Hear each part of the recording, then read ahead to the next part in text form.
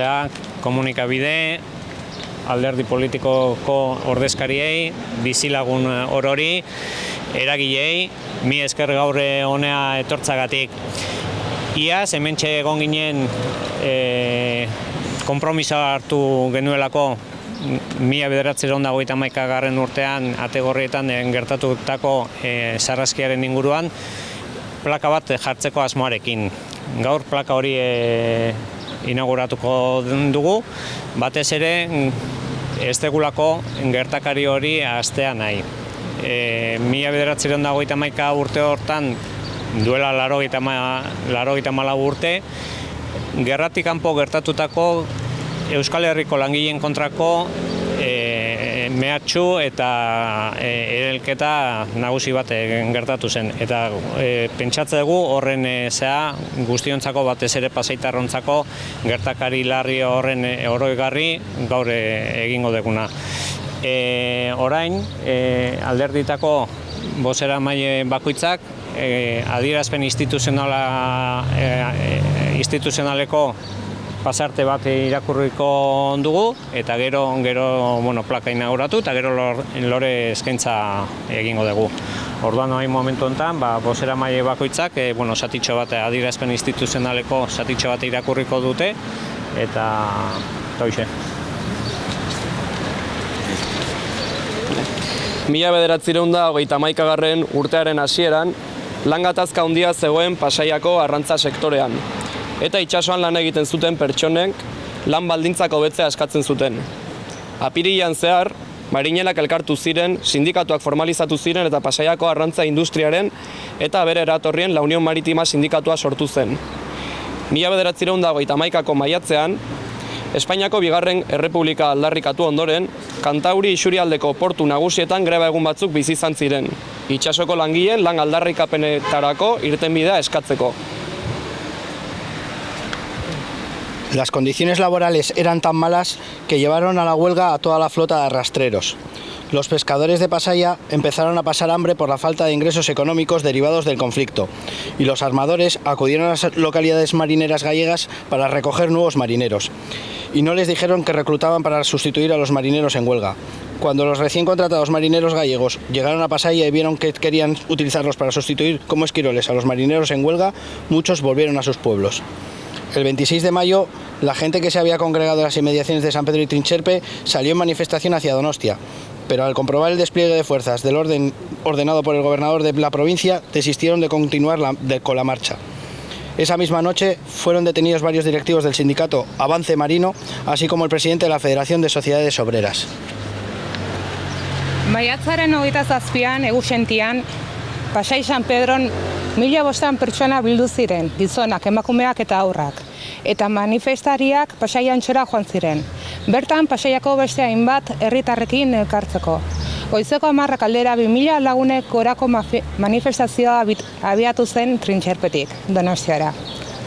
Aldarrikapen artean hau irakurri zitekeen. Askatasuna gurekidentzat eta gure seme-alabarentzat. Mirakruz gainera iristean, armadako destakamendu batetik topo egin zuten.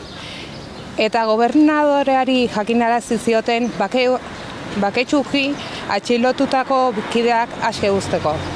Eskaera zioala horiek pasatzen utzi zieten, eta ohartarazi zieten aurrerago Guardia Zibila zegoela.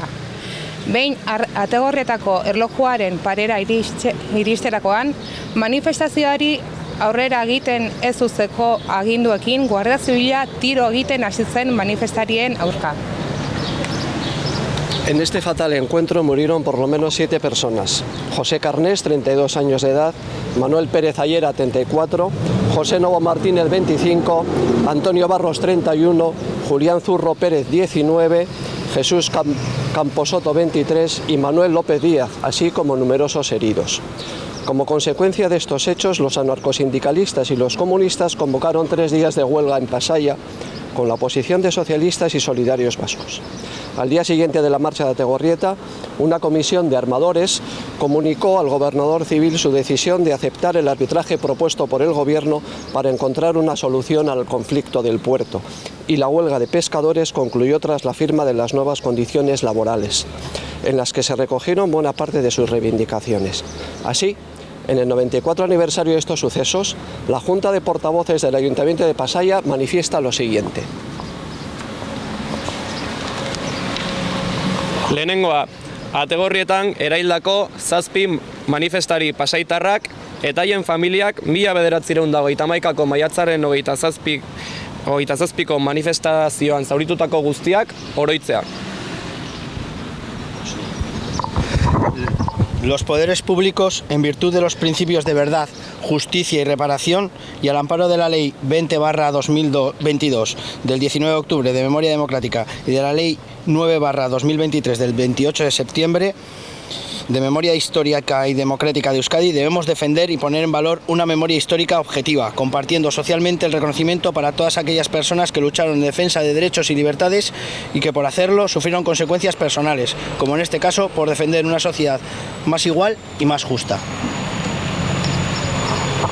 Pasaiako udala konpromesua hartzen du 1931ko maiatzaren 27an izandako gertakarietan hildakoen oroimena ohoratzeko eta gogoratzeko.